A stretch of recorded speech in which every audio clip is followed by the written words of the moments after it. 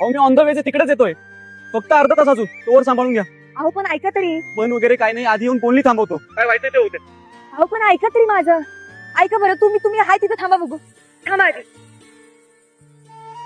माझं लग्न मोडलंय. कसं काय?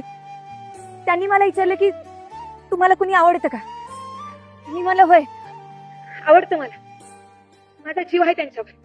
मग ते घरच्यांसमोर गेले आणि सगळ्यांपुढं म्हणले की तुम्ही सायलीला विचारा. हिम्मत केली आणि दिला नका. अहो पण एवढी हिंमत आली कुठून?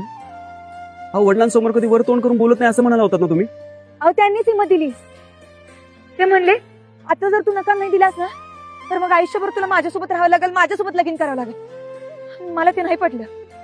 मी तुमच्याशिवाय कोणाचा विचार नाही करू शकतो. मग मला व्हायचं ते होऊ दे. केली हिम्मत आणि दिला नकार.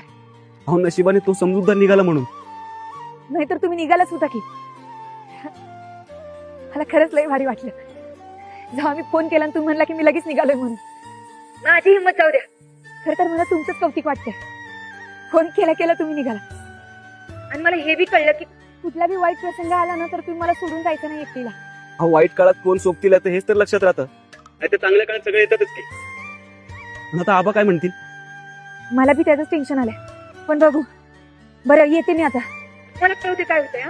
की आत्ताच येऊ, असं पण अर्धा रस्ता पार केलायच मी. नाही ना ग, आधी कर्तृत्वाची टिमकी मिरवायची ना, मग सासरवाडीत मिरवायचं. काय हो जातो, पण काय होतंय ते नक्की कळवा आणि काळजी घ्या.